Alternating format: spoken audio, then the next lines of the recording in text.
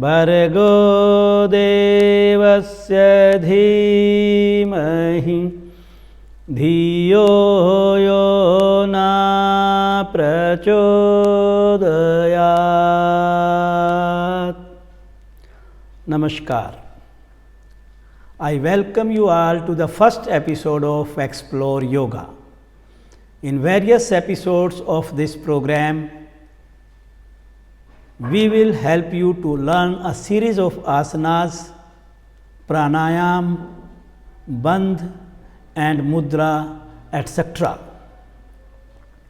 Maharishi Patanjali has given a concise definition of asanas in Yoga Darshan, Part 2, Sadhan Pad, Yoga Sutra 46, Sthir Sukham Asanam, which means our posture must be steady and comfortable.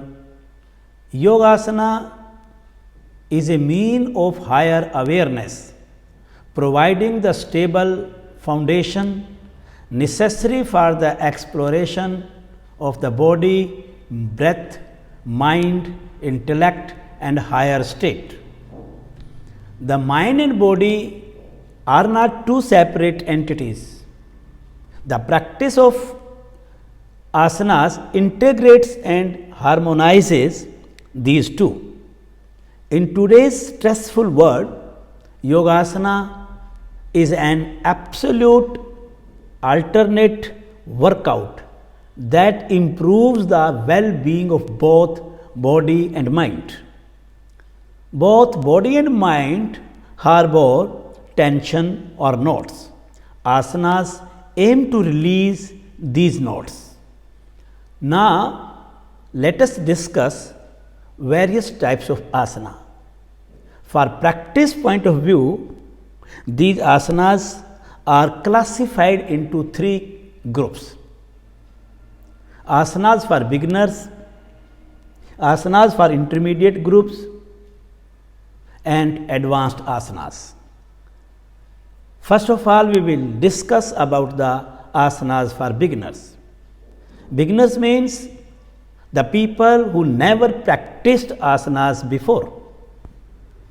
So, they should start with light yogic exercises, simple yogic asanas, light yogic exercise of legs, light yogic exercises of hands, light yogic exercise of neck and light yogic exercise of spine, vajrasana, shithilasanas and you can say these relaxation postures, bhujangasana, simple standing and sitting asanas and eye exercises, etc.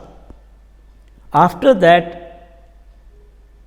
for some days, when a beginner practice these asanas, after getting some flexibility in the body, he will come in the position to practice moderate asanas also, known as asanas of intermediate groups.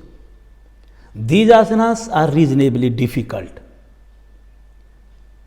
These are recommended for those people who can perform the asanas of beginners group.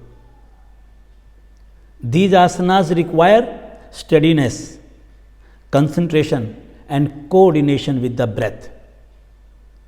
It includes Padmasana, backward and forward bending, spinal twisting, balancing asanas like Kati Chakra Asana, Aswathasana, Trikonasana, Vrikshasana, Vakrasana, Gomukhasana, etc. Third is advanced asanas, asanas of advanced group. These asanas are very difficult. So, these are called asanas for advanced group. These asanas are for those people who have extensive control over their muscles nervous systems, joints, etc. It is preferable to practice these asanas under the guidance of expert yoga masters.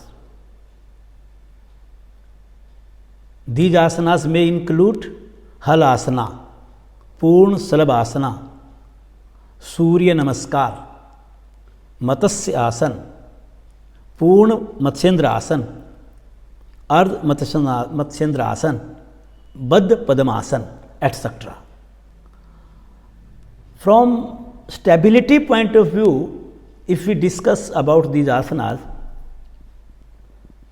for this purpose, these asanas can be divided into two categories known as dynamic asanas and static asanas. Dynamic asanas involve energetic movements of your body. These asanas help beginners to increase flexibility, loosen muscles and joints, release energy blocks, and improve blood circulation in the body. These asanas strengthen the lungs, digestive systems, excretory systems. Dynamic asanas may be Kati Chakrasana, Navasana, Nokasanas, Kamar Chakrasanas, and dynamic Sarpasanas, etc. As far as we are concerned with the second category of this class known as static asana.